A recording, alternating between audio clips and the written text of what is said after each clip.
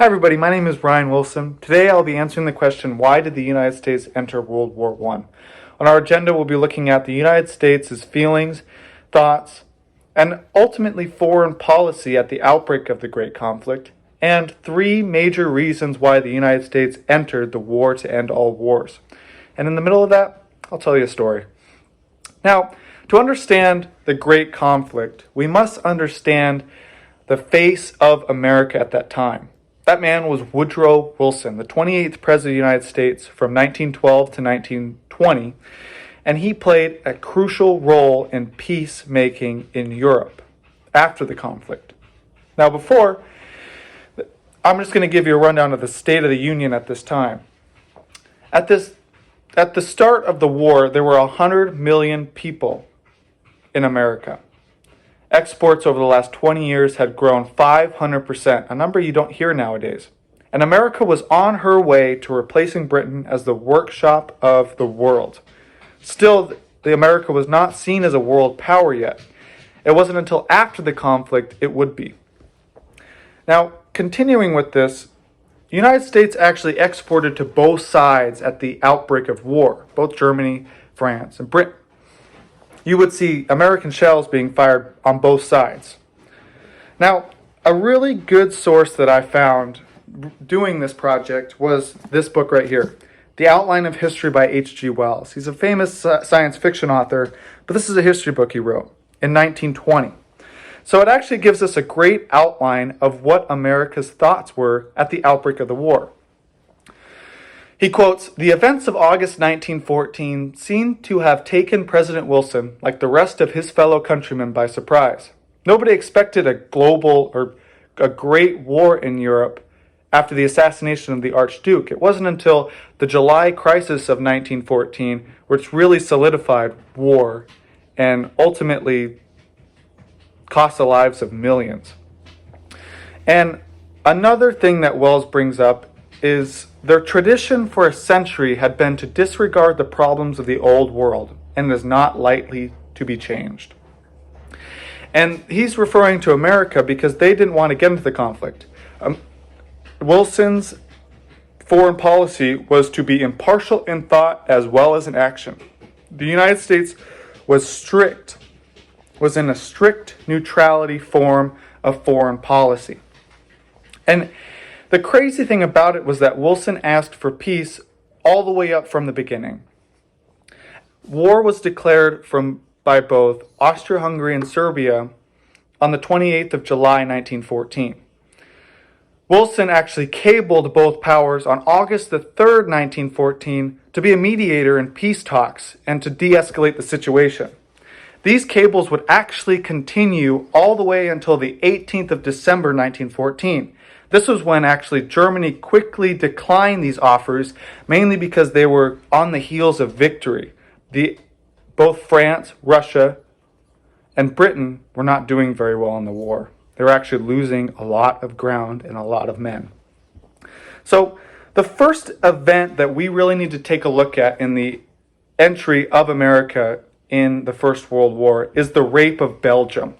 Now, Germany's Schlieffen Plan, which was the ultimate plan to destroy the Allied powers, was to go through neutral Belgium, around not the Maginot Line yet, but heavy defenses on the French and German border. Going through neutral Belgium, Belgium was not ready for war. Actually, thousands of men, women, children, civilians of all sorts were killed, slaughtered, lined up and mowed down because Germany did not know who to trust, especially in Belgium. And with an increase in guerrilla warfare, that was one of the reasons why they did that. But this was really a going to town for propaganda artists.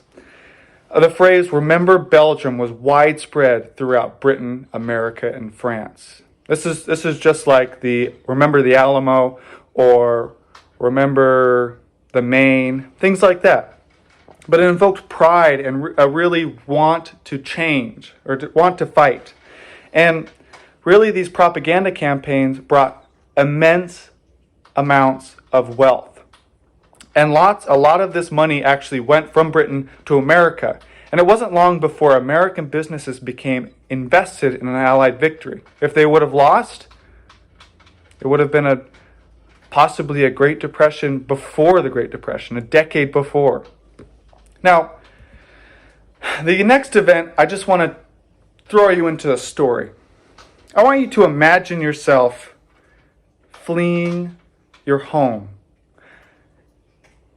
There is a widespread anti-Irish, British, Scottish sentiment in your home city of New York, and you feel like you need to leave. You take all of your life savings. That's a mere $10.25.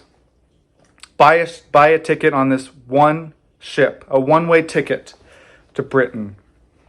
You board the ship, and the thought in your mind, you cannot take it out, that 3 years earlier the Titanic sank.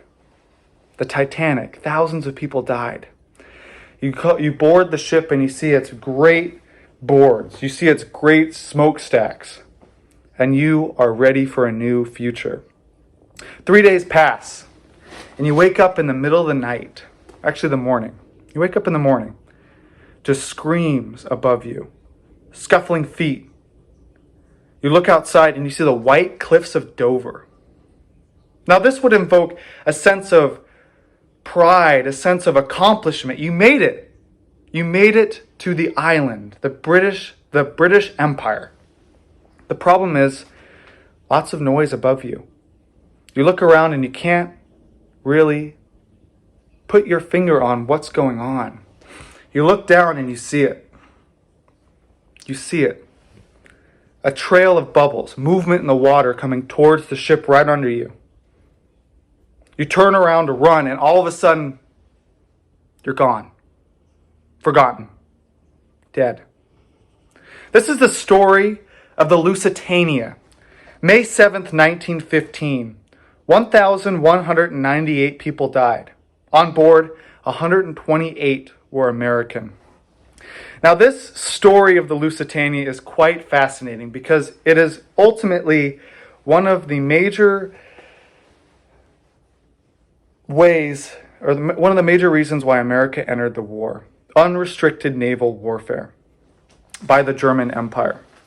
Now, I just have to tell you that pages were actually missing in the Lusitania Cargo Manifest, and this was for a reason. The First Lord of the Admiralty, Winston Churchill, actually openly speculated the beneficial propaganda effect England would gain if a great liner carrying neutrals were sunk by a German U-boat. And this is exactly what happened. These pages of the Cargo Manifest were purposely forgotten, purposely left out. Because what people didn't understand or didn't realize, that there were actually explosives under the deck. There were munitions headed for Britain to aid the Allied powers. Now, the German High Command actually informed President Wilson that only one torpedo was fired. And if so, there wouldn't be that great of a loss of life if there was only one torpedo fired. Britain reported two. Who would know best? Most likely the U-20, U-boat 20. But this was a ploy to try and get America into the war. And what happened was Wilson demanded an end to unrestricted naval warfare, and the German Kaiser readily agreed. It wasn't until February of 1917 where unrestricted naval warfare would resume. Now, the last piece, the ticker of this story of entry into war, was the Zimmermann telegram. Arthur Zimmermann, Germany's foreign secretary, sent a telegram to Mexico. In the event of war between Germany and the United States, Germany would offer assistance recovering Texas, New Mexico, and Arizona in return to enter the side of the Central Powers. These are territories which were lost in the Mexican-American War. Now, this document, Germany didn't realize that the cable lines actually ran through London. So London actually got it, or intercepted it, January 16th, 1917. They held on to this piece of information for over a month. Can you believe that? This is exactly why the use of this piece of information to get America to enter the losing side of the war at that time. Britain was desperate. It wasn't until February 25th where this piece of information was released to America.